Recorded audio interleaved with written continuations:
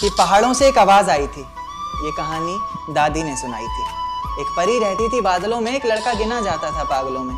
कहता था बादलों से कोई आने वाला है, जमीन पर उतरकर मेरी सांसों में समाने वाला है।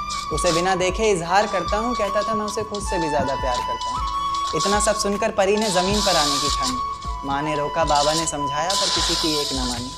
रात का वक्त चारों तरफ अंधेरा था, रोशनी के नाम पर बस चांद सा बसेगा। अब चांद से याद आया कि चांद की रोशनी भी तो फीकी पड़ जाएगी जब वो उतरकर मेरी छत पर आएगी। तो कहानी ने नया मोड़ लिया। परी ने प्यार की खातिर ख्वाबों से रिश्ता तोड़ लिया।